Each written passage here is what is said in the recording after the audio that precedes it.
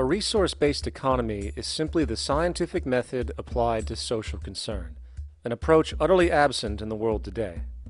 Society is a technical invention, and the most efficient methods of optimized human health, physical production, distribution, city infrastructure, and the like reside in the field of science and technology, not politics or monetary economics. It operates in the same systematic way as, say, an airplane, and there is no Republican or liberal way to build an airplane. Likewise, nature itself is the physical referent we use to prove our science, and it is a set system, emerging only from our increased understanding of it. In fact, it has no regard for what you subjectively think or believe to be true. Rather, it gives you an option. You can learn and fall in line with its natural laws and conduct yourself accordingly, invariably creating good health and sustainability, or you can go against the current to no avail. It doesn't matter how much you believe you can just stand up right now and walk on the wall next to you. The law of gravity will not allow it. If you do not eat, you will die. If you are not touched as an infant, you will die. As harsh as it may sound, nature is a dictatorship, and we can either listen to it and come in harmony with it, or suffer the inevitable adverse consequences. So, a resource-based economy is nothing more than a set of proven, life-supporting understandings where all decisions are based upon optimized human and environmental sustainability.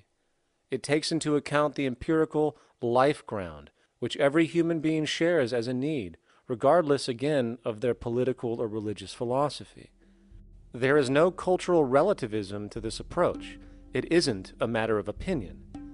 Human needs are human needs, and having access to the necessities of life, such as clean air, nutritious food, and clean water, along with a positively reinforcing, stable, nurturing, and non-violent environment, is demanded for our mental and physical health, our evolutionary fitness, and hence the species' survival itself. As previously outlined, a resource-based economy's ground-up, global, systems approach to extraction, production, and distribution is based upon a set of true economic mechanisms, or strategies, which guarantee efficiency and sustainability in every area of the economy.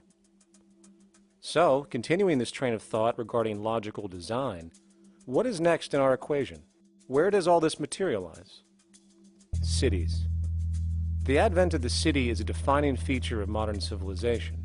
Its role is to enable efficient access to the necessities of life, along with increased social support and community interaction. So how would we go about designing an ideal city? What shape should we make it? Square? Trapezoid? Well, given we're going to be moving around the thing, we might as well make it as equidistant as possible for ease, hence the circle. What should the city contain? Well, naturally we need a residential area, a goods production area, a power generation area, an agricultural area. But we also need nurturing as human beings, hence culture, nature, recreation, and education.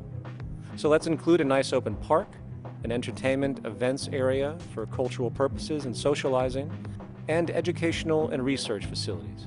And since we're working with a circle, it seems rational to place these functions in belts based on the amount of land required for each goal, along with ease of access.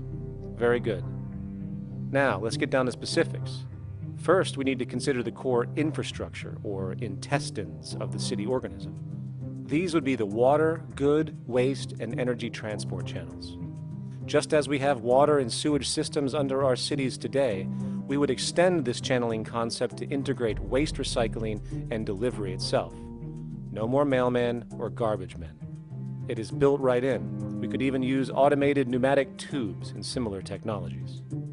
Same goes for transport. It needs to be integrated and strategically designed to reduce or even remove the need for wasteful, independent automobiles. Electric trams, conveyors, transveyors, and maglevs, which can take you virtually anywhere in the city, even up and down, along with connecting you to other cities as well. And of course, in the event an automobile is required, it is automated by satellite for safety and integrity. In fact, this automation technology is in working order right now. Automobile accidents kill about 1.2 million people every single year, injuring about 50 million. This is absurd and doesn't have to occur. Between efficient city design and automated driverless cars, this death toll can be virtually eliminated. Agriculture. Today, through our haphazard, cost-cutting industrial methods, using pesticides, excessive fertilizers, and other means, we have successfully destroyed much of the arable land on this planet, not to mention also extensively poisoning our bodies. In fact, industrial and agricultural chemical toxins now show up in virtually every human being tested, including infants. Fortunately, there is a glaring alternative: the soilless mediums of hydroponics and aeroponics, which also reduce nutrient and water requirements by up to 75% of our current usage. Food can now be organically grown on an industrial scale in enclosed vertical farms, such as in 50-story 1-acre plots, virtually eliminating the need for pesticides and hydrocarbons in general. This is the future of industrial food cultivation: efficient, clean, and abundant. So, such advanced systems would be, in part, what comprise our agricultural belt, producing all the food required for the entire city's population, with no need to import anything from the outside, saving time, waste, and energy.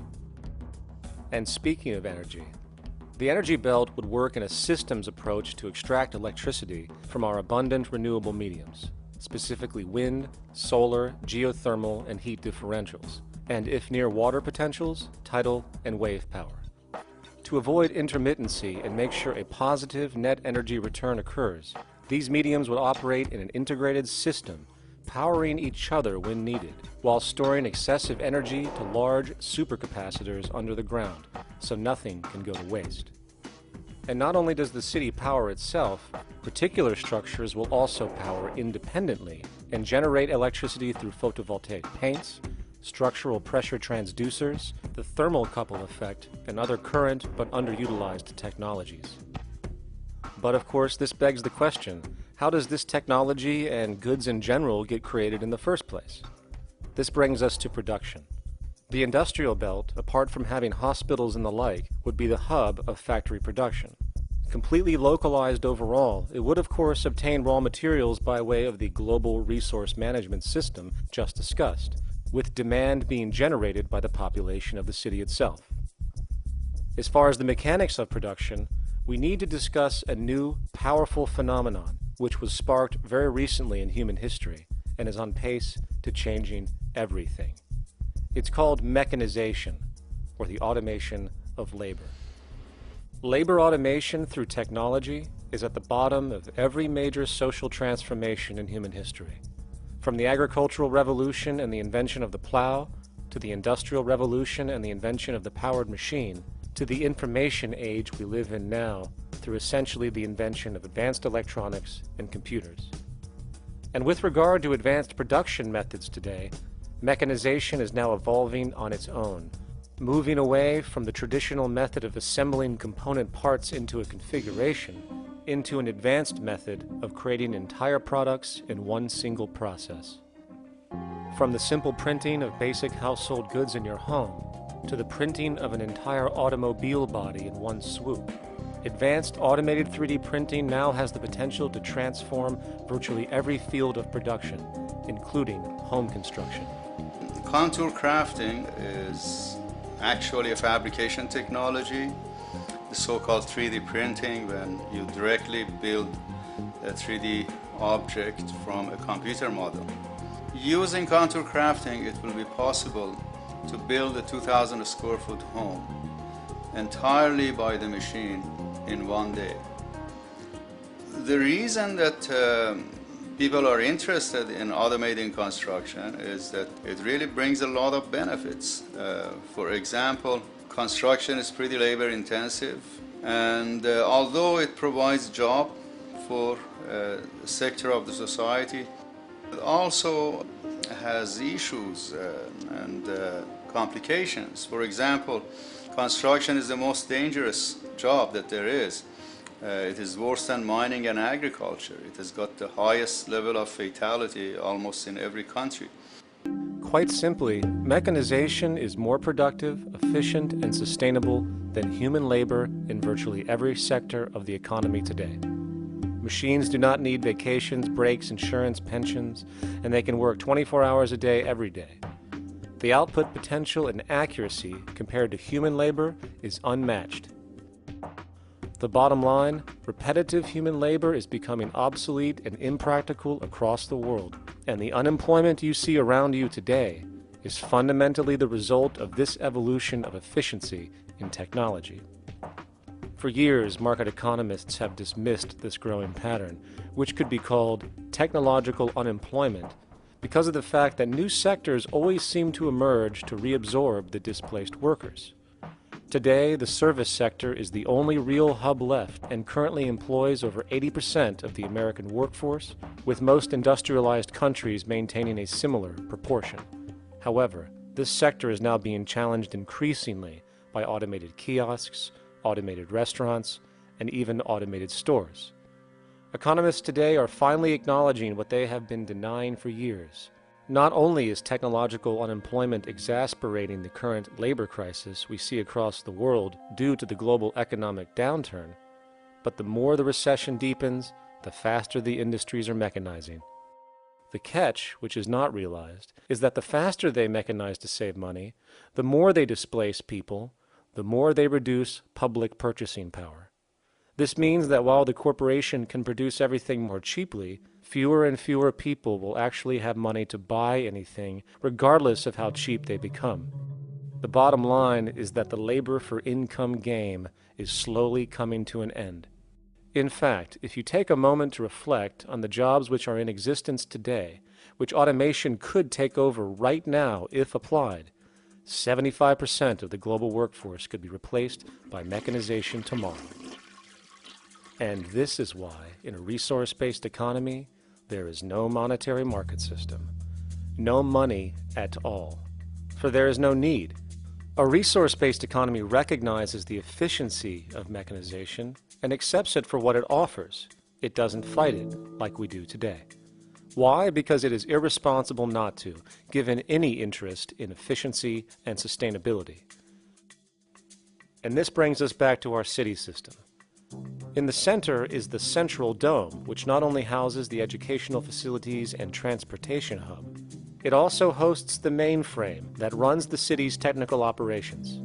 The city is, in fact, one big automated machine. It has sensors in all technical belts to track the progress of agriculture, energy gathering, production, distribution, and the like. And coupled with this issue of incentive comes the common assumption that if there isn't some external pressure for one to work for a living, people will just sit around, do nothing, and turn into fat, lazy blobs. This is nonsense. The labor system we have today is in fact the generator of laziness, not a resolver of it. If you think back to when you were a child, full of life, interested in new things to understand, likely creating and exploring, but as time went on, the system pushed you into the focus of figuring out how to make money. And from early education to study at a university, you are narrowed, only to emerge as a creature which serves as a cog in a wheel in a model that sends all the fruits to the upper 1%. Scientific studies have now shown that people are, in fact, not motivated by monetary reward when it comes to ingenuity and creation. The creation itself is the reward. Money, in fact, appears only to serve as an incentive for repetitive, mundane actions, a role we have just now shown can be replaced by machine. So when it comes to innovation, the actual use of the human mind, the monetary incentive has proven to be a hindrance, interfering and detracting from creative thought. And this might explain why Nikola Tesla, the Wright brothers, and other inventors who contributed massively to our current world never showed a monetary incentive to do so. Money is, in fact, a false incentive and causes 100 times more distortion than it does contribution.